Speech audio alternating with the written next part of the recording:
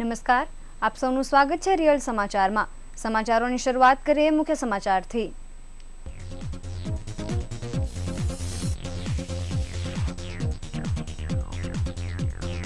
બપોરે હજારો કાપડ વેપારીઓ રસ્તા પર ઉતરી આવતા અંધાધૂંધી અને ટ્રાફિક જામ સર્જાયો।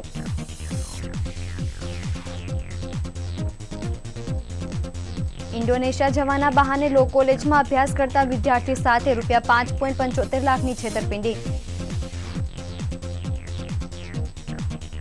નાની દમણથી સુરત લાવી રહેલા ₹2,80,000ના દારૂ ભરેલા ટેમ્પા સાથે 2 પકડાયા।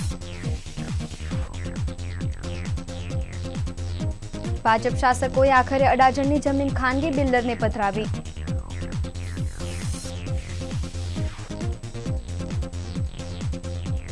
પૈસાની લેતી દેતીમાં ઉમરાના જીઆરડી જવાનની ઘાતકી હત્યા।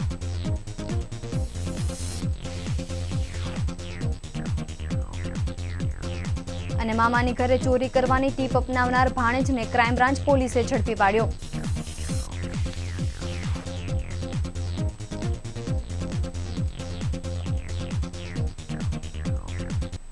સમાચારો વિગતે। જીએસટી વિરોધમાં સતત 13 દિવસથી વેપારીઓ હડતાળ પર ઉતરીને પ્રદર્શન કરી રહ્યા છે। આજે બપોરે વેપારીઓએ જે માર્કેટ સામે રોડ પર ઉતરીને ચક્કાજામ કરી સૂત્રોચ્ચાર કરતા પરિસ્થિતિ તંગ બની હતી। સૂત્રો દ્વારા મળતી માહિતી મુજબ આજે જીએસટી સંઘર્ષ સમિતિની યુવા બ્રિગેડ દ્વારા માર્કેટ વિસ્તારના ગરીબ મજદૂરો તથા હાથ લારી અને ટેમ્પો ચાલકો માટે ફૂડ પેકેટ અને લંગરની વ્યવસ્થા કરી હતી। પોલીસ દ્વારા યુવા બ્રિગેડને બ્રિજ નીચે લંગર લાવવા માટે તેમજ જીએસટી સંઘર્ષ સમિતિને રેલી માટે પરમિશન ન આપતા વેપારીઓ અને કર્મચારીઓમાં ભારે રોષ જોવા મળ્યો હતો। શુક્રવારે બપોરે મોટી સંખ્યામાં વેપારી અને કર્મચારીઓએ જે માર્કેટ સામે ભેગા થયા હતા। આક્રોશમાં આવેલ વેપારીઓએ જે માર્કેટ સામે રસ્તા પર ઉતરી આવી ચક્કાજામ કર્યો હતો। વેપારીઓના ચક્કાજામના પગલે માર્કેટ વિસ્તારમાં વાહનોની અવરજવરને અસર પહોંચી હતી। અચાનક વેપારીઓ રોડ પર ઉતરી આવતા રિંગ રોડ પર ટ્રાફિક જામ થઈ જતા ચારે તરફ અરાજકતાની સ્થિતિ સર્જાઈ હતી, જેને પગલે બંદોબસ્તમાં ગોઠવાયેલી પોલીસ દોડતી થઈ હતી અને તમામ વેપારીઓને દૂર કરી ટ્રાફિક હળવો કર્યો હતો।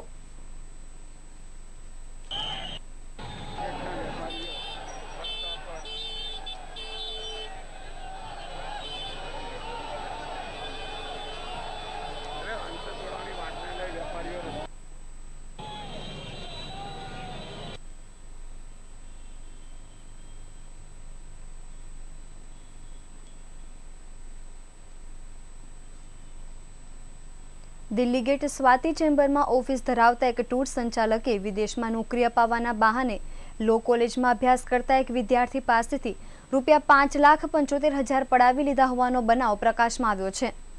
પોલીસ સૂત્રો પાસેથી મળતી માહિતી અનુસાર વરાછા હીરાબાગ સ્થિત તપશીલ સોસાયટીમાં રહેતા 28 વર્ષીય પંકજભાઈ ગઢિયા કામરેજ લો કોલેજમાં અભ્યાસ કરે છે। પંકજભાઈને મિત્રએ દિલ્હી ગેટ સ્વાતિ ચેમ્બરમાં ટૂર એન્ડ ટ્રાવેલ્સની ઓફિસ ધરાવતા અને ઈચ્છાપુર રામ મંદિર સ્ટ્રીટમાં રહેતા નીરવ રમણીક કાપડિયા અને સુમિત નરેન્દ્રસિંહનો સંપર્ક કર્યો હતો।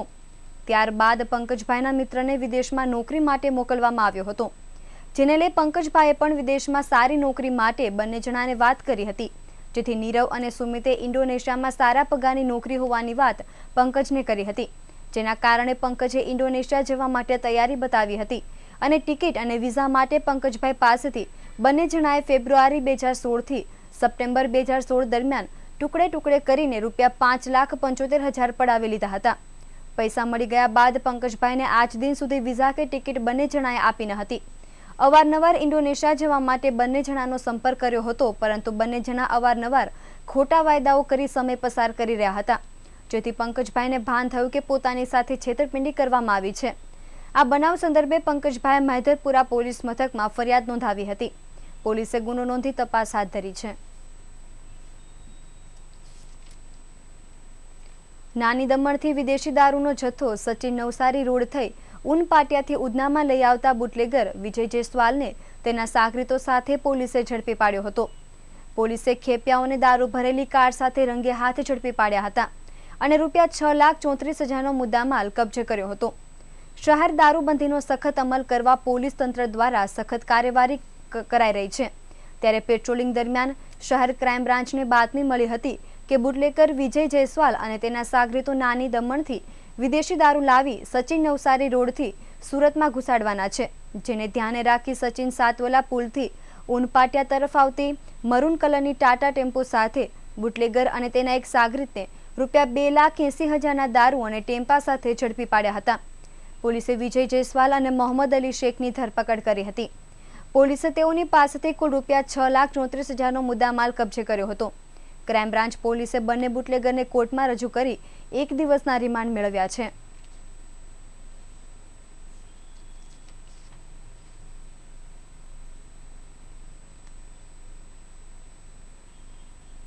સુરત મહાપાલિકાના ભ્રષ્ટ ભાજપી શાસકોએ આખરે ગુરુવારે અડાજણમાં આવેલી મહાનગરપાલિકાની મોકાની અનામત જમીન ખાનગી બિલ્ડરને જ વેચી દીધી હતી। માર્વેલા ગ્રુપના અશ્વિન શાહના ખોળે પાલિકાના ભાજપ શાસકો બેસી ગયા હતા અને ગુરુવારે સ્થાયી સમિતિમાં ભારે વિવાદ અને વિરોધ છતાં પણ બિલ્ડર સાથે મળી શહેર હિતની જમીનનો ખેલ પાડી દીધો હતો। આ જગ્યા પચાવી પાડવા માટે ઘણા સમયથી પ્રયાસો કરાઈ રહ્યા હતા, પણ દરેક વખતે નેગેટિવ અભિપ્રાય અપાતો હતો, પણ આખરે જ્યાં ફૂંકી મારવામાં આવી હતી।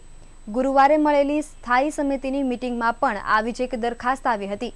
ગંગેશ્વર મહાદેવ મંદિરની પાછળ ટીપી સ્કીમ નંબર 32ના મહાનગરપાલિકાએ લાઇબ્રેરીના હેતુ માટે સંપાદન કરેલી ફાઇનલ પ્લોટ નંબર 125 પૈકીની 90 ચોરસ મીટર જમીનની અદલાબદલીથી બિલ્ડર ગ્રુપને ફાળવવા દરખાસ્ત કરવામાં આવી હતી। આ જમીનની બાજુમાં ફાઇનલ પ્લોટ નંબર 129 છે, જેના માલિક માર્વેલ ગ્રુપના અશ્વિન શાહ છે। તેની જમીન પર હાઈરાઇઝનું પ્લાનિંગ છે, પરંતુ 18 મીટરના રોડ પર 15 મીટરનો એપ્રોચ નહીં મળતો હોવાથી નિયમ મુજબ મંજૂરી મળતી નથી। જો મહાનગરપાલિકા લાઇબ્રેરીવાળી જમીનમાંથી 90 ચોરસ મીટર જમીન તેને ફાળવી દે તો આ પ્લાનિંગ પાર પડી જાય તેમ હોય। અધિકારીઓ તેમજ ભાજપના નેતાઓ સાથે મળીને પાલિકાની જમીન ફૂંકી મારવા તકતો ઘડાયો હતો, જે મહાનગરપાલિકાના ભાજપ શાસકોની મિલીભગતમાં પાર પડી ગયો છે।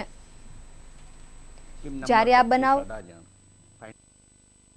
રાજેશભાઈ દેસાઈએ ભાજપ વતી પોતાની પ્રતિક્રિયા આપી હતી, તો વિપક્ષ નેતા પવન તોગડિયાએ પણ વિરોધ નોંધાવી પ્રતિક્રિયા આપી હતી, તેમજ આવનારી સામાન્ય સભામાં આ બાબતે વિરોધ નોંધાવવાની ચીમકી ઉચ્ચારી હતી। TP scheme number 32 Adajan, final plot number 128 129।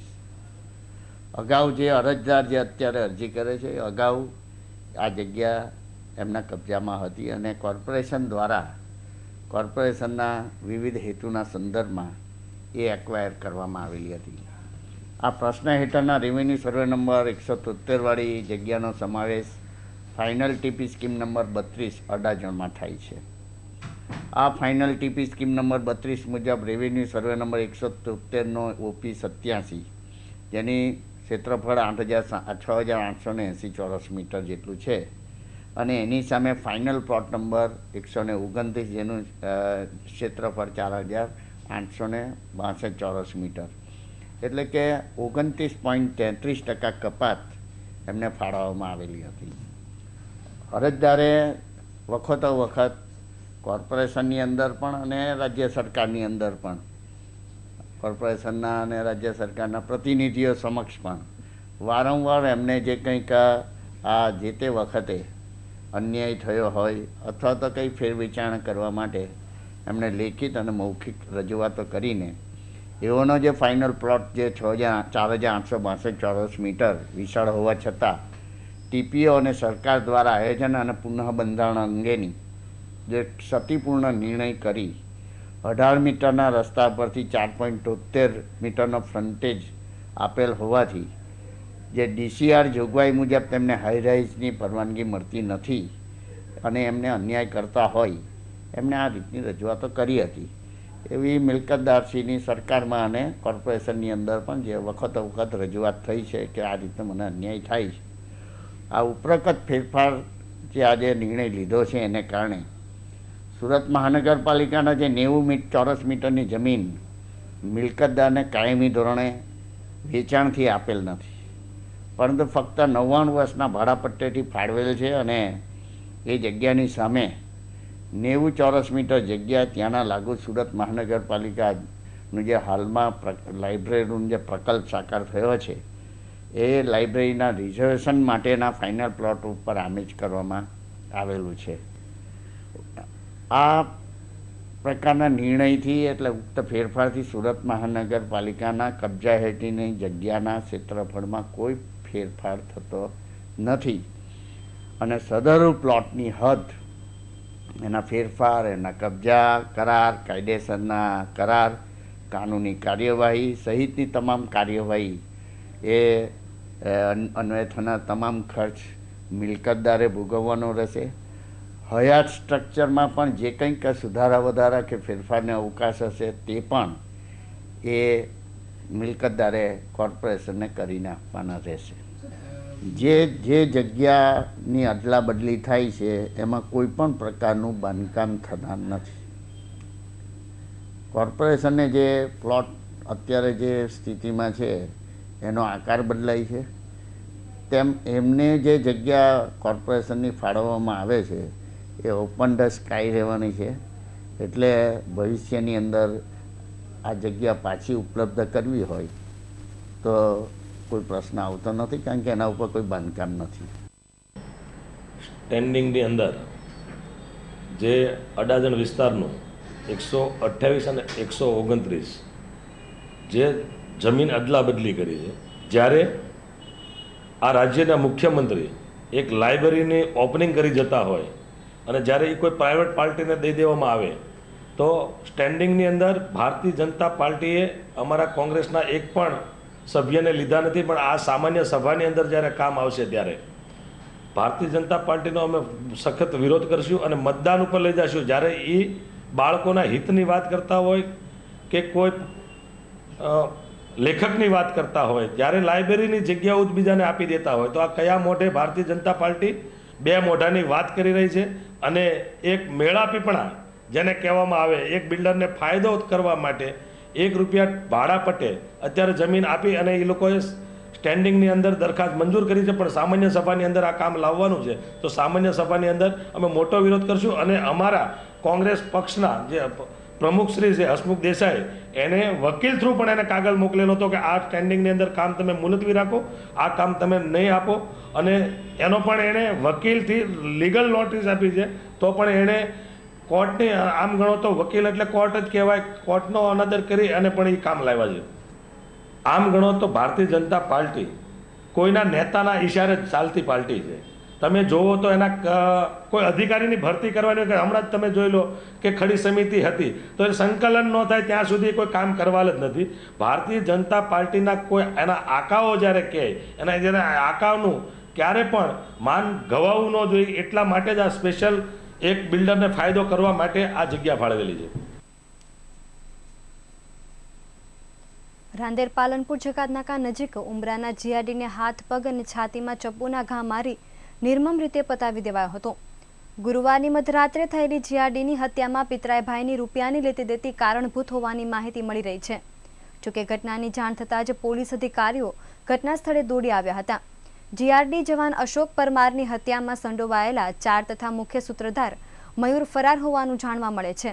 સ્થાનિક લોકોએ જણાવ્યું હતું કે ગુરુવારની રાત્રે લગભગ 12:30 વાગ્યાના અરસામાં વિવેકાનંદ સોસાયટી પાસે કેટલાક મિત્રોમાં ઝઘડો ચાલી રહ્યો હતો. ત્યારબાદ બોલાચાલી ઉગ્ર બનતા હુમલાખોરોએ ઘટના સ્થળેથી ચાલ્યા ગયા હતા. થોડી જ વારમાં હુમલાખોરો હાથમાં છરા અને ચપ્પુ જેવા ઘાતકી સાધનો લઈ વિવેકાનંદ સોસાયટી પાસે આવ્યા હતા, જ્યાં રિક્ષામાં બેસેલા અશોક નામના ઈસમ પર તૂટી પડ્યા હતા. પહેલા હાથ, પછી પગ અને છેલ્લે છાતીમાં ઘા ચીકી હુમલાખોરો ભાગી ગયા હતા. લોહીભીની હાલતમાં પડેલા અશોકને લોકો સારવાર માટે સિવિલ લઈ જતા તેને મૃત જાહેર કરાયો હતો. મૃતક અશોકના પરિચિત મિત્રોએ ઉમેર્યું હતું કે ઝઘડો લગભગ 2 વર્ષ પહેલાથી ચાલતો હતો. હત્યારા મયુર અને ચિરાગ નામના વ્યક્તિ સાથે અશોકના પિતરાઈભાઈ ફાલ્ગુનના કેટલાક રૂપિયાને લઈ ઝઘડા ચાલી રહ્યા હતા. ગુરુવારની રાત્રે ઝઘડો મયુર અને ફાલ્ગુન વચ્ચે થયો હતો. ત્યારબાદ અશોક મધ્યસ્થી કરવા જતાં વાત વણસી હતી. જોતજોતામાં ઝઘડો ઉગ્ર બનતાની સાથે જ અશોકની હત્યા સુધી પહોંચી ગયો હતો. હાલ રાંદેર પોલીસને અશોક હત્યા કેસમાં 5 વ્યક્તિઓના નામ જ જાણવા મળ્યા છે અને તેના આધારે પોલીસે હત્યારાઓની શોધખોળ કરવાની તપાસ હાથ ધરી છે. વર્ષ 2012માં અશોક પરમાર ઉમરા પોલીસ સ્ટેશનમાં જીઆરડી તરીકે નોકરી કરતો હતો. હાલ રિક્ષા ચલાવી ગુજરાન ચલાવતો હતો. પોલીસ સ્ટેશનમાં એક ખૂનનો બનાવ બનેલો છે. આ ખૂનના બનાવની હકીકત જોતા મરણ જનાર અશોક ચંદુભાઈ પરમારને તેના મિત્ર જે છે ફાલ્ગુન અને તેના મિત્ર મહેન્દ્ર સાથે આરોપીઓને અગાઉ બોલાચાલી થયેલી હતી. આ બાબતે ગઈકાલે એકબીજા વચ્ચે ઝઘડો થતા અને આ ઝઘડાએ ઉગ્ર સ્વરૂપ ધારણ કરતા આરોપીઓએ આ મરણ જનારને છરી તથા ગુપ્તી વડે શરીરમાં અલગ અલગ જગ્યાએ ઘા કરી અને તેનું મોત નિપજાવેલ છે. આ બાબતે રાંદેર પોલીસ સ્ટેશનના પીઆઈ પરમાર આરોપી મયુર, રાજેન્દ્ર, ઇમરાન તથા રવિ વિરુદ્ધમાં ગુનો દાખલ કરી અને આગળની તપાસ ચલાવી રહ્યા છે. હાલમાં પણ એ પોલીસમાં પણ નોકરી કરતો ન હતો અને હાલમાં પણ તે જીઆરડીમાં નોકરી કરતો નથી. અગાઉ 2012ની સાલમાં જીઆરડીમાં નોકરી કરતો હોવાનું સામે આવેલું છે. રાંદેરમાં મુસ્કાન રો હાઉસમાં પોતાના મામાને ત્યાં ચોરી કરવાની ટીપ અપનાવનાર ભાણેજને સુરત ક્રાઇમ બ્રાન્ચે ઝડપી પાડ્યો હતો. પોલીસે તેની પાસેથી ₹2,69,000નો મુદ્દામાલ કબજે કર્યો હતો. રાંદેરમાં મુસ્કાન રો હાઉસમાં રહેતા ઇલિયાસભાઈને ત્યાં ઘરફોડ ચોરી થઈ હતી, જેના બનાવમાં પોલીસે તપાસ હાથ ધરી હતી. જેમાં ક્રાઇમ બ્રાન્ચ પોલીસને પેટ્રોલિંગ દરમિયાન મળેલી બાતમીના આધારે પોલીસે વોચ ગોઠવી હતી. દરમિયાન અમદાવાદથી મેરેજના પ્રસંગથી પરત ફરી ઘરે આવેલા જહાંગીરપુરા જેનમ એપાર્ટમેન્ટમાં રહેતા મોહમ્મદ હુસેન મલિકની ધરપકડ કરી હતી. પોલીસે તેની પાસેથી સોનાના દાગીના, એક મોપેડ બાઇક, રોકડા ₹4,000 અને ચોરીના સામાન મળી કુલ ₹2,69,000નો મુદ્દામાલ કબજે કર્યો હતો. પોલીસે તેની પૂછપરછ કરતા મોહમ્મદ હુસેને પોતાના જ મામાને ત્યાં ચોરી કરવાની ટીપ આપી હોવાનું જાણવા મળ્યું છે. ગઈ તારીખ 7 જુલાઈથી 10 જુલાઈ વચ્ચે રાંદેર વિસ્તારની અંદર મુસ્કાન રો હાઉસ છે, એમાં ફરિયાદી પોતાના પરિવાર સાથે અમદાવાદ એક લગ્ન પ્રસંગે ગયેલા હતા અને 7 થી 10ની વચ્ચે એમની બારીની ગ્રીલ છે એ તોડી અને સ્લાઇડિંગ વિન્ડો હોય એ ખસેડી અને એમાં પ્રવેશ કરીને ઘરફોડ ચોરીનો બનાવ બનેલો હતો. આમાં જે ફરિયાદી છે એનો ભાણેજ છે, એનું નામ છે આસિફ હુસેન મેમણ. આ આસિફ છે એને પોતાના મામાના ઘરની ચોરી કરવા માટેની ટીપ આ જે આરોપી મોહમ્મદ હુસેન છે એને આપેલી હતી. જે ભાણેજ આસિફ હુસેન છે એણે પોતાના મામાના તમામ ગતિવિધિઓથી આ જે ચોરી કરનાર ઇસમ છે મોહમ્મદ હુસેન એને માહિતગાર કરેલા હતા. એ પોતે પણ અમદાવાદ સાથે લગ્નમાં ગયો હતો, પણ મામા કેટલા દિવસ રોકાવાના છે ને ક્યારે પરત આવવાના છે એ બધી તમામ માહિતીઓ આપેલી અને તે દરમિયાન આરોપીએ આ ઘરની અંદર પ્રવેશ કરી અને ઘરફોડ ચોરી કરેલી છે. આરોપી છે એનું નામ છે મોહમ્મદ હુસેન અબ્દુલ લતીફ મલિક, જે અગાઉ પણ ઘરફોડ ચોરીના ગુનામાં સંડોવાયેલો હતો. એને અગાઉનો ગુનાહિત ભૂતકાળ ઇતિહાસ જોતા આ ક્રાઇમ બ્રાન્ચની ટીમે વર્કઆઉટ કરેલું અને આ જે આરોપી છે મોહમ્મદ હુસેન અબ્દુલ લતીફ મલિક, જે પોતે પણ જહાંગીરપુરા રોડ ઉપર રહે છે, એની ધરપકડ કરવામાં આવી છે. એમની પાસેથી ચોરીમાં ગયેલ તમામ મુદ્દામાલ જે સોના ચાંદીના દાગીના છે એ ઓરિજિનલ રિકવર કરવામાં આવ્યા છે. પોલીસે કબજે કર્યા છે. આરોપીને ધરપકડ કરવામાં આવી છે. આ જે આરોપી મોહમ્મદ હુસેન છે એ અગાઉ પણ 3 ઘરફોડના ગુનામાં, 3 વાહન ચોરીના ગુનામાં પકડાયેલો છે. એ અત્યારે હમણાં થોડીવાર પહેલાં જ અટક કર્યો છે, એટલે એની પૂછપરછ કરવામાં આવી રહી છે. અગાઉ બીજા પણ કોઈ ગુનાઓ કર્યા હોય તો એના ભેદ ઉકેલવાની પૂરેપૂરી. અમરનાથ યાત્રામાં આતંકી હુમલાનો ભોગ બનેલા સુમિત્રાબેનના પરિવારજનોને રાજ્ય સરકારને ₹10 લાખની સહાયનો ચેક અર્પણ કરાયો હતો. જમ્મુ કાશ્મીરના અનંતનાગ ખાતે અમરનાથ યાત્રિકોની બસ ઉપર થયેલા આતંકી હુમલામાં જાન ગુમાવનાર સુરતના સુમિત્રાબેન મોહનભાઈ પટેલના પરિવારજનોને રાજ્ય સરકાર દ્વારા જાહેર થયેલી ₹10 લાખની સહાયનો ચેક સંસદીય સચિવ પુણેશભાઈ મોદી, વિધાનસભાના દંડક અજય ચોકસીના હસ્તે તેમના જહાંગીરપુરા સ્થિત નિવાસસ્થાને અર્પણ કરવામાં આવ્યો હતો. ઉપસ્થિત મહાનુભાવોને મૃતક સુમિત્રાબેનના શોક સંતપ્ત કુટુંબીજનોને સાંત્વના પાઠવી તેમના પ્રત્યે રાજ્ય સરકારની સંવેદના વ્યક્ત કરી હતી. વડાપ્રધાન નરેન્દ્ર મોદી અને જમ્મુ કાશ્મીર સરકાર દ્વારા જાહેર કરાયેલી સહાય સીધી તેમના બેંક એકાઉન્ટમાં જમા કરવામાં આવશે. આ પ્રસંગે મેયર અસ્મિતાબેન શિરોયા, ધારાસભ્ય ઝંખના પટેલ, કલેક્ટર મહેન્દ્ર પટેલ સહિત જિલ્લા વહીવટી તંત્રના અધિકારીઓ ઉપસ્થિત રહ્યા હતા.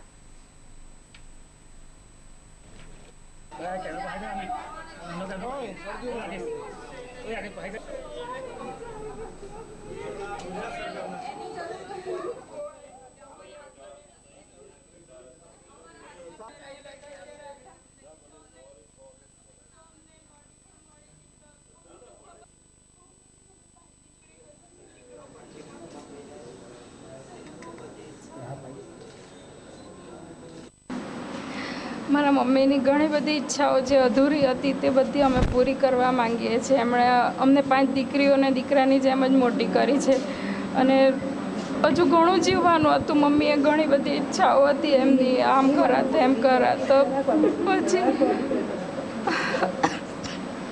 મમ્મીએ આખી જિંદગી બહુ સંઘર્ષ કર્યો છે, બહુ એ કર્યું છે અને આ સહાયનું તો મને એ નથી, પણ આ જ્યારે મમ્મીની બોડી આવી તે સમયે કોઈને ખબર જ નહોતી કે સુમિત્રાબેનની બોડી પણ આવે છે. મને તો એવું જ હતું કે અમે લેવા જવાના છે, મમ્મીને સારી જ છે અને ટ્રાવેલ્સવાળાએ બી એવું કીધું સારું જ છે એટલે અમે લેવા જવાના છે એવું જ હતું.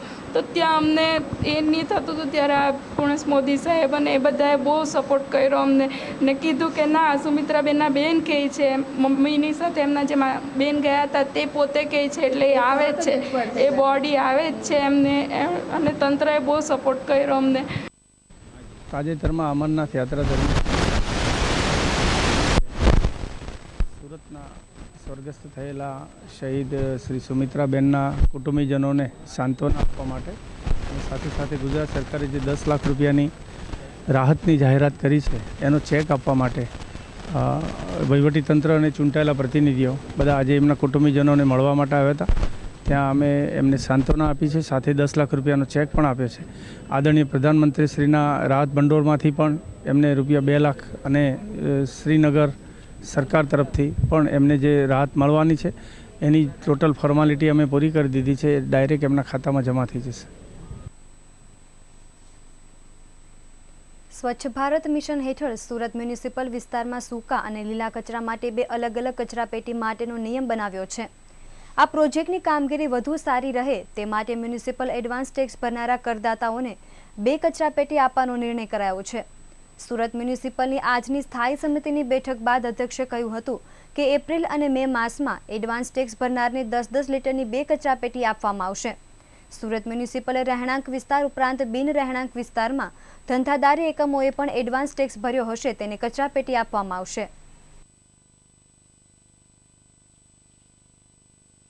છે એ પ્રમાણે માનનીય વડાપ્રધાન આદરણીય નરેન્દ્રભાઈ મોદીના નેતૃત્વની અંદર વિવિધ યોજનાઓના સંદર્ભમાં સ્વચ્છ ભારત મિશન અને સોલિડ વેસ્ટ મેનેજમેન્ટ રૂલ્સ 2016 મુજબ મહાનગરપાલિકા વિસ્તારમાં રહેણાંક, વાણિજ્યક, સ્થાનિક સ્વરાજ્ય સંસ્થા અને ઔદ્યોગિક પ્રવૃત્તિઓમાંથી જે દૈનિક કચરો ઉત્પન્ન કરનારે અને આ એકત્ર થતા ઘન કચરાનું સૂકો એટલે કે નોન બાયો ડિગ્રેડેબલ અને ભીનો એટલે બાયોડિગ્રેડેબલ કચરામાં વર્ગીકૃત સેગ્રેગેશન એટ સોર્સ કરી આ વર્ગીકૃત કરેલો કચરો અલગ અલગ ડસ્ટબિનમાં એકત્રિત કરવાનો રહે છે. આ એકમાં જોગવાઈ. સુરત મહાનગરપાલિકાએ આ અભિગમને આવકારીને આ લીલો અને સૂકો કચરો જુદા જુદા રંગની કચરાપેટી જેમ કે ભીનો કચરો લીલા રંગની કચરાપેટીમાં અને સૂકો કચરો ભૂરા રંગની કચરાપેટીમાં અલગ કરીને એકત્રિત કરે તે માટે શરૂઆતમાં તબક્કામાં લોકોને પ્રોત્સાહિત કરવાના ભાગરૂપે સુરત મહાનગરપાલિકામાં જેમણે એડવાન્સ મિલકત વેરો મહાનગરપાલિકામાં જમા કરાવ્યો હોય એવા નોંધાયેલા કરદાતાઓને આવી ડસ્ટબિન 10-10 લીટરની વિનામૂલ્યે આપવાનું નક્કી કરવામાં આવ્યું છે અને એ અંગેનું આજે કામ મંજૂર થયું છે. નાણાકીય વર્ષ 2017-18 એપ્રિલ મેની અંદર આવી રીતે જે કરદાતાઓએ એડવાન્સ ચેક ભર્યો હશે એમને આ ડસ્ટબિન કોર્પોરેશન દ્વારા જે વ્યવસ્થા ગોઠવવામાં આવે એમને જે કંઈક સૂચના આપવામાં આવે એ આધારે એમણે વ્યવસ્થા સ્થળેથી આ મેળવવાની રહેશે. અન્ય જે કરદાતાઓ છે એને માટેનું પણ વિચારવાનું ભારતીય જનતા પાર્ટીના શાસકોએ નિર્ધાર કર્યો છે અને ટૂંક સમયમાં એ પ્રક્રિયા પણ અમે હાથ. પત્નીના અનૈતિક સંબંધને લઈ ઓરિસ્સામાં પત્નીની હત્યા કરી નાસ્તા ફરતા પતિને ક્રાઇમ બ્રાન્ચે સિદ્ધાર્થનગર નહેર 3 રસ્તા પાસેથી ઝડપી પાડ્યો હતો. મૂળ ઓરિસ્સાના અને સુરતમાં નોકરી કરવા આવતા સુદર્શન નાહકના લગ્ન 7 વર્ષ અગાઉ ઓરિસ્સાની યુવતી બિન્ની સાથે થયા હતા. પરંતુ સુદર્શન સુરત કામે આવતા જ બિન્ની તેના પ્રેમી બળિયા પાસે જતી રહેતી હતી. આ અનૈતિક સંબંધની જાણ સુદર્શને થતાં તેણે ઉશ્કેરાઈ જઈને બિન્નીની હત્યા કરી નાખી હતી અને નાસી ગયો હતો, જેમાં ઓરિસ્સા કવિ સુજયનગર પાસેથી ગુનો નોંધી તજવીજ હાથ ધરી હતી. આ બનાવમાં તપાસ દરમિયાન સુરત આવેલી ઓરિસ્સા પોલીસે સુરત ક્રાઇમ બ્રાન્ચની મદદથી બાતમીના આધારે સુદર્શન નાયકને સિદ્ધાર્થનગર નહેર 3 રસ્તા પાસેથી ઝડપી પાડ્યો હતો અને આગળની કાર્યવાહી હાથ ધરી હતી. સરથાણા નવજીવન હોટલથી પાસોદરા ગામ જતા રસ્તા પર રિક્ષા અને કાર વચ્ચે ગમખ્વાર અકસ્માત સર્જાયો હતો, જેમાં રિક્ષાનો કચરઘાણ થઈ ગયો હતો. આ અકસ્માતમાં રિક્ષા ચાલક અને પેસેન્જરને ઈજા થતાં નજીકની હોસ્પિટલમાં ખસેડવામાં આવ્યા હતા. સરથાણા નવજીવન હોટલથી પાસોદરા ગામ જતા રસ્તા પર આજે રિક્ષા અને કાર વચ્ચે ગમખ્વાર અકસ્માત થયો હતો. કાર ચાલકે સ્ટીયરિંગ પરથી કાબુ ગુમાવતા સામેના રસ્તા પરથી આવતી રિક્ષાને ભારે ટક્કર મારી હતી. આ અકસ્માતમાં રિક્ષા ચાલક અને રિક્ષામાં સવાર 2 મહિલાને ઈજા થવા પામી છે. જોકે આ ઘટનાને લઈ સ્થાનિકો દ્વારા રિક્ષા ચાલક સહિત બંને મહિલાઓને નજીકની ખાનગી હોસ્પિટલમાં સારવાર અર્થે ખસેડવામાં આવ્યા હતા. આ અકસ્માતમાં રિક્ષાનો કચરઘાણ થઈ ગયો હતો. સુરતની કાપડ માર્કેટમાં છેલ્લા 12 દિવસથી ચાલી રહેલા આંદોલનને ગુરુવારે હિંસક વળાંક લીધો હતો. મિલેનિયમ ટેક્સટાઇલ માર્કેટમાં દુકાન ખોલવા માટે ભેગા થયેલા વેપારીઓ પૈકી જાપાન માર્કેટના એક આડતિયાને ટોળાએ ધક્કે ચડાવી માર મારતા માહોલ તંગ બની ગયો હતો. મોડી સાંજે આ પ્રકરણમાં આડતિયાએ કોર્પોરેટર અસલમ સાયકલવાલા સહિત 40થી વધુના ટોળા સામે ફરિયાદ આપતા પોલીસે તપાસ હાથ ધરી હોવાનું જાણવા મળ્યું છે. જ્યારે આ મામલે ગુરુવારના રોજ પોલીસ કમિશનર દ્વારા પ્રેસ કોન્ફરન્સ યોજી ખાસ વિગતો આપવામાં આવી હતી. તેમજ કમિશનર દ્વારા વેપારી શાંતિપૂર્ણ માહોલમાં આંદોલન કરે તેવી અપીલ કરવામાં આવી હતી. સુરત શહેરમાં અત્યારે ટેક્સટાઇલના જે વેપારીઓનું આંદોલન ચાલે છે એને સંબંધિત આજ એક ઘટના બની છે, જે બાબતે આ નિવેદન કરવાનું જરૂરી જણાય છે. આજ લગભગ 12 વાગે મિલેનિયમ માર્કેટમાં અમુક વેપારીઓ પોતાની દુકાન ખોલવા માંગતા હતા. એ વેપારી પૈકી એક વેપારી ઉપર કેટલાક તત્વોએ લગભગ 50થી 100 માણસોએ હુમલો કરીને કપડાં ફાડી નાખ્યા અને એના ઉપર હુમલો કર્યો અને આ રીતે એક ભયનો માહોલ ઊભો કરેલ છે. પોલીસે ખૂબ જ સંયમ રાખી એ ટોળાને વિખેરી નાખેલ છે, કોઈ પણ બળ વાપર્યા વગર. સાંજે પછી એ વેપારીએ ફરિયાદ આપતા રોયટિંગનો ગુનો દાખલ થયો છે.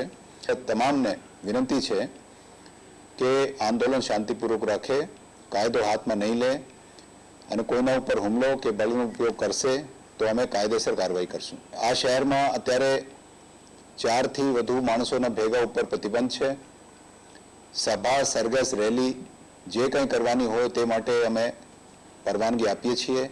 કોઈ પણ કાર્યક્રમ કરવું હોય તો અરજી કરે તો પરવાનગી મળશે, પરંતુ ગેરકાયદેસર મંડળી બનાવવાની, બળનો ઉપયોગ કરવાનો, કોઈને ડરાવવાનું, કોઈને ધમકાવવાનું, કોઈને ફોન કરીને ડરાવવાનું, ધમકાવવાનું અથવા વોટ્સએપ પર મેસેજ કરીને કોઈને અગર ધમકાવવાની કાર્યવાહી કરવામાં ચેષ્ટા કોઈ કરશે તો એના વિરુદ્ધ કાયદા મુજબ કાર્યવાહી કરવામાં આવશે. તમામ વેપારીઓને મારી વિનંતી છે કે જે આંદોલન જે ચાલી રહ્યો છે એમાં શાંતિપૂર્વક ચલાવે અને કોઈ પણ બીજા વેપારીની ધાક ધમકી કે કોઈ હિંસાનો ઉપયોગ નહીં કરે. સાથે સાથે એક બીજી વાત એ પણ કરવાની છે કે એક ફરિયાદ અમારી પાસે એવી પણ આવી છે કે જીએસટીના નામે પોલીસ કે કોઈ બીજા અધિકારીઓ રસ્તા ઉપર ચાલતી ગાડીઓના કે માલનું ચેકિંગ કરતા હોવાની જે છે બાબત ધ્યાન ઉપર આવી છે. આવી કોઈ સત્તા પોલીસને નથી. કોઈ પણ પોલીસના અધિકારી કે પોલીસના વેશમાં કોઈ પણ અગર જીએસટીના નામે કોઈ માલ સામાનની ચેકિંગ કરતા હો, ગાડીની ચેકિંગ કરતા હો તો તાત્કાલિક 100 ઉપર પોલીસને સૂચવો જે છે જાણકારી આપવામાં આવે.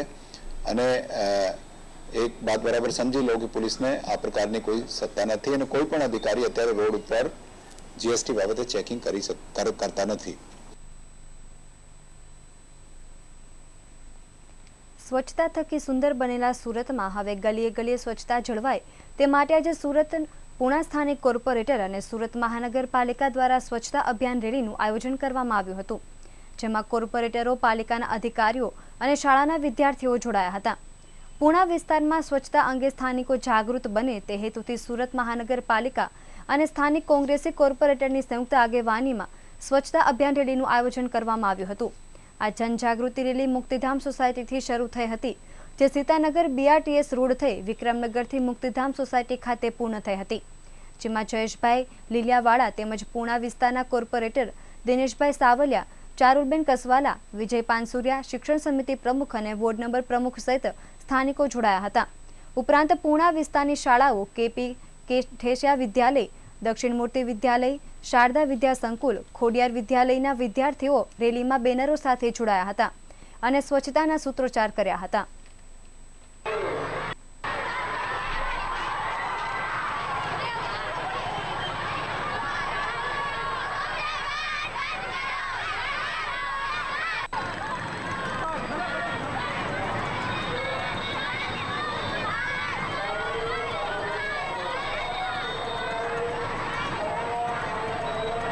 પૂણા પશ્ચિમ ખાતે સ્વચ્છ ભારત અભિયાન અંતર્ગત જે સૂકો ભીનો કચરો જે અલગ કરી અને ડોર ટુ ડોરની ગાડીમાં જે આપવાનો છે, એ સિવાયની જે સ્વચ્છતા અભિયાનની વાત છે એના માટે અમારા જે વોર્ડ કક્ષાના જે આરોગ્ય અધિકારી, એ આરોગ્યની ટીમ હોય એમની સાથે મળી અને અમારા વિસ્તારની જે સ્કૂલો આવેલી છે, KP ઠેસિયા, દક્ષિણામૂર્તિ સ્કૂલ, ખોડિયાર વિદ્યાલય, શારદા વિદ્યાલય, આવી જે 4 થી 5 સ્કૂલો છે, એમના જે નાના નાના બાળકો છે એમને પ્લે કાર્ડ અને બેનરો સાથે એક રેલીનું આયોજન કરી અને લોક જાગૃતિ અભિયાનનો કાર્યક્રમ રાખેલો અને આ કાર્યક્રમની અંદર અંદાજિત 1500 જેટલા બાળકોએ ભાગ લઈ અને એક લોકોમાં પણ અવેરનેસ આવે, લોકોમાં પણ એક જાગૃતિ આવે અને સુરત શહેરનો નંબર એ દેશભરમાં પ્રથમ નંબર આવે એના માટે અમે સતત પ્રયત્નશીલ છીએ.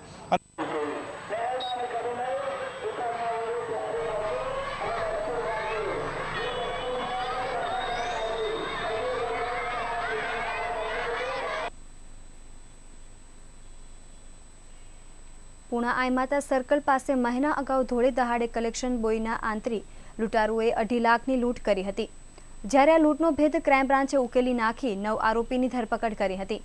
તમંચો, કારતૂસ લઈ કારમાં પસાર થતી ટોળકીને ક્રાઇમ બ્રાન્ચે દબોચ્યા બાદ તેઓની પૂછપરછમાં લૂંટમાં સંડોવાયેલા વધુ 5ના નામ ખુલતા પોલીસે તેઓની પણ ધરપકડ કરી હતી. ક્રાઇમ બ્રાન્ચે કાર, બાઇક, મોબાઈલ અને રોકડ સહિત કુલ ₹8,08,000નો મુદ્દામાલ કબજે કર્યો હતો. જાણવા મળતી માહિતી મુજબ કાપોદ્રામાં મરઘા કેન્દ્ર પાસે રહેતો હિતેશ રાઠોડ ફટાકડાનું દુકાનમાં કલેક્શનનું કામ કરે છે. ગત 9મી જૂનના રોજ સવારે 11 વાગ્યે આઈમાતા સર્કલ પાસેથી તે કાપોદ્રા તરફ જઈ રહ્યો હતો, ત્યારે 2 બાઇક પર આવેલા 4 યુવકોએ હિતેશની બાઇકને પાછળથી ટક્કર મારી હતી. ત્યારબાદ તેઓએ ઝપાઝપી કરી હિતેશે ખભા પર લટકાવેલી બેગ ઝૂંટવી નાસી છૂટ્યા હતા. બેગમાં 2.5 લાખ રૂપિયા રોકડા હતા. દરમિયાન ક્રાઇમ બ્રાન્ચની ટીમે આ લૂંટનો ભેદ ઉકેલી નાખ્યો હતો. ક્રાઇમ બ્રાન્ચમાં ACP સરવૈયા અને PI કેપ્ટનના માર્ગદર્શન હેઠળ PSI CH પનારા ટીમ સાથે પેટ્રોલિંગમાં હતા, ત્યારે પોલીસ કર્મીએ નિશિલ ચંદ્ર અને ભરતસિંહને બાતમી મળી હતી કે પૂણાની લૂંટના આરોપીઓ સફેદ સ્વિફ્ટ કારમાં બેસી પસાર થવાના છે. જે માહિતીને આધારે પોલીસે વોચ ગોઠવી કારમાં સવાર સૂરજ ઠાકુર, મોહમ્મદ જાવેદ, નિયાઝ અહેમદ અને ગની મયુદ્દીનને પકડી પાડ્યા હતા. કારમાં તલાશી લેતા ડ્રાઈવર સીટ નીચે છુપાવેલો 5 કારતૂસ સાથે તમંચા મળી આવ્યા હતા. ક્રાઇમ બ્રાન્ચે આરોપી પાસેથી 4 મોબાઈલ, રોકડા 69,000 અને કાર કબજે કરી ચારેયની પૂછપરછ આદરી હતી, જેમાં લૂંટમાં સંડોવાયેલા તેઓને 5 સાથીદારો ગુલશેરતી, રફીક રાઈન અને મોહમ્મદ અંસારી, શેખ વસીમ, ઝાકીર પટેલ તેમજ મોહમ્મદ ઇસ્માઇલના નામ ખુલ્યા હતા. દરમિયાન હરપાલસિંહને મળેલી બાતમીને આધારે ડુંભાલ પાસેથી આ 5 આરોપી પણ પકડાઈ ગયા હતા. પોલીસે તેઓ પાસેથી રોકડા 32,000, 3 મોબાઈલ, બાઇક, એક્ટિવા મળી ₹1,82,000નો મુદ્દામાલ કબજે કર્યો હતો. તમંચા સાથે પકડાયેલા 4 આરોપીઓ સામે ગુનો નોંધી વધુ આગળની તપાસ હાથ ધરી છે. ભારતીય લોક સંસ્કૃતિ અને વૈવિધ્યસભર સાંસ્કૃતિક વિરાસતના જતન કરવાના ભાગરૂપે સુરત મહાનગરપાલિકા દ્વારા વિવિધ કાર્યક્રમોનું આયોજન કરવામાં આવે છે. ભારત જેવા કૃષિ પ્રધાન દેશમાં વરસાદની મહાનતાને ઉજાગર કરવા અને વરસાદના આગમનને વધારવા સુરત મહાનગરપાલિકા દ્વારા ગુરુવારના રોજ સવારે 10 વાગ્યે માધ્યમિક વિભાગ અને બપોરે પ્રાથમિક વિભાગની વર્ષાગીત સ્પર્ધા performing art centre LP Savani doctor Vikram Sarabhai Marg Adajan Surat ખાતે યોજવામાં આવી હતી। આ સ્પર્ધાના પ્રાથમિક વિભાગમાં શહેરની ખાનગી અને નગર પ્રાથમિક શિક્ષણ સમિતિની શાળાઓ તથા માધ્યમિક વિભાગ મળી કુલ 80 થી પણ વધુ શાળાઓના બાળકોએ ભાગ લઈ પૂરી તન્મયતાથી વાર્ષિક ગીતો રજૂ કરી ઉપસ્થિત શ્રોતાઓના મન મોહી લીધા હતા। આ સ્પર્ધાઓમાં નિર્ણાયકો દ્વારા સારા ગીતો ગાનાર શાળાની ટીમને પ્રથમ, દ્વિતીય અને તૃતીય ક્રમ આપવામાં આવ્યા હતા, જેમાં પ્રાથમિક વિભાગમાં પ્રથમ ક્રમે એલપી સવાણી વિદ્યાભવન, દ્વિતીય ક્રમે બાપાલાલ વેધનગર પ્રાથમિક શાળા અને તૃતીય ક્રમ સંસ્કાર ભારતી વિદ્યાલયને અપાયો હતો। તેમજ માધ્યમિક વિભાગમાં પણ પ્રથમ, દ્વિતીય અને તૃતીય ક્રમ અપાયા હતા, જેમાં વર્ષાગીત સ્પર્ધાના વિજેતાઓ રૂપલબેન શાહ, મ્યુનિસિપલ અધિકારીઓ તથા નિર્ણાયકોના હસ્તે ટ્રોફી તથા પ્રમાણપત્ર એનાયત કરી સન્માનવામાં આવ્યા હતા। સ્પર્ધામાં ભાગ લેનાર તમામ સ્પર્ધકોને સ્મૃતિ ભેટ આપવામાં આવી હતી।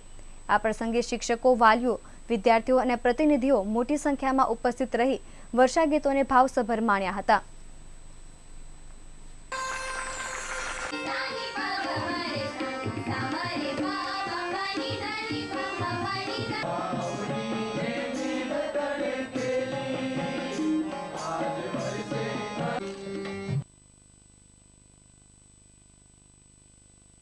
જોઈએ દેશ વિદેશના સમાચારો। છેલ્લા 24 કલાક દરમિયાન દક્ષિણ ગુજરાત અને સાબરકાંઠામાં મેઘમહેર યથાવત રહી છે। રાજ્યના 51 તાલુકામાં નોંધપાત્ર વરસાદ થયો છે। સાપુતારામાં 5 ઇંચ વરસાદને પગલે ગીરા ધોધમાં પાણીની ભારે આવક થતા પ્રવાસીઓ માટે બંધ કરી દેવાયો છે। ડાંગમાં છેલ્લા 24 કલાકમાં સુબીરમાં 68 મિલીમીટરથી વધારે, સાપુતારામાં 5 ઇંચથી વધુ, આહવામાં 62 મિલીમીટર વરસાદ પડ્યો છે। અંબિકા નદીના કોઝવે પર પાણી ફરી વળ્યા, અનેક વૃક્ષો ધરાશાયી થયાની જાણ થઈ છે। આબુમાં ભારે વરસાદથી બનાસ નદીમાં નવા નીરની આવક થઈ છે। નર્મદા, વલસાડ તેમજ રાજપીપળા સહિતના વિસ્તારોમાં ભારે વરસાદ છે।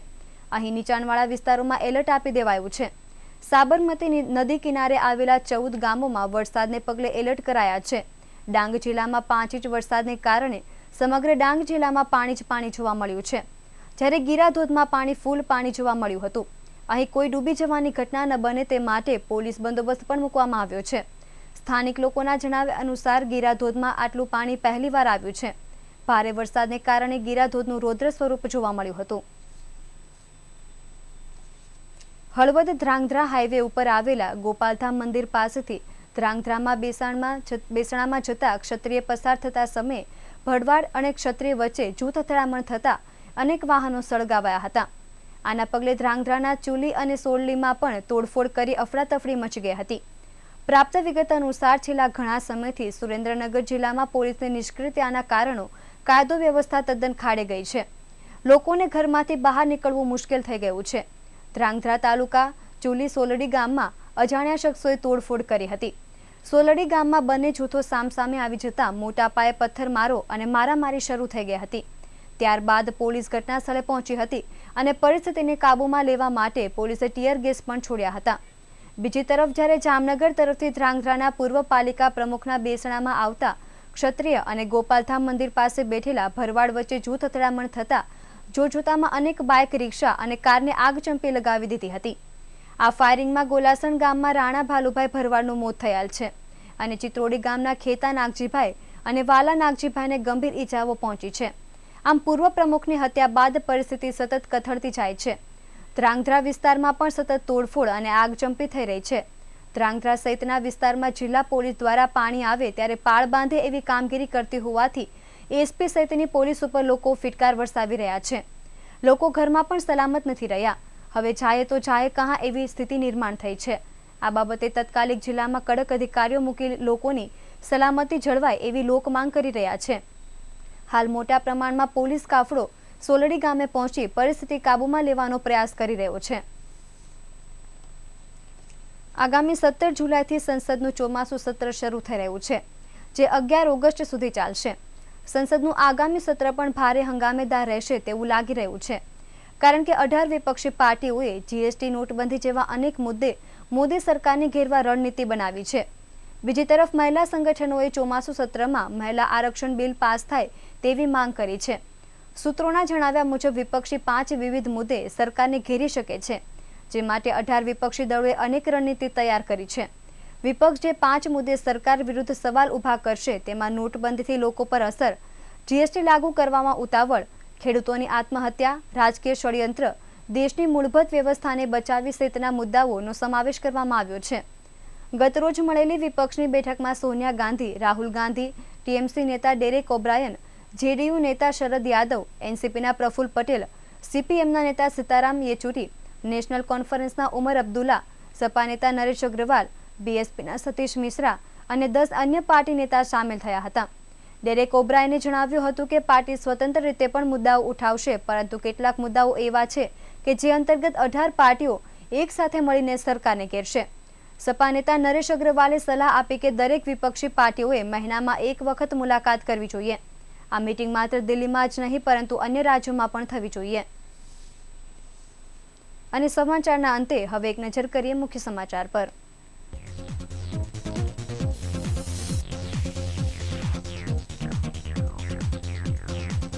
બપોરે હજારો કાપડ વેપારીઓ રસ્તા પર ઉતરી આવતા અંધાધૂંધી અને ટ્રાફિક જામ સર્જાયો.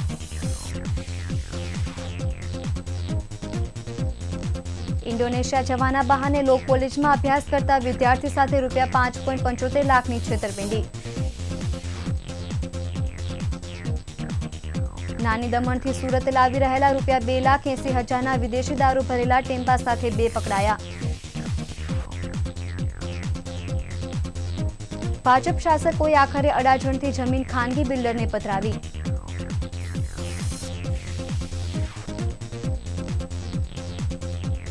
પૈસાની લેતી દેતીમાં ઉમરાના જીઆરડી જવાનની ઘાતકી હત્યા.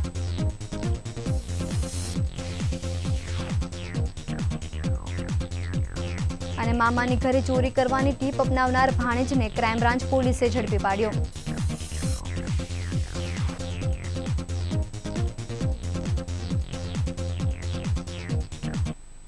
તો હતા અત્યાર સુધીના રિયલ સમાચાર. નવી ખબરો સાથે ફરી મળીશું. નમસ્કાર.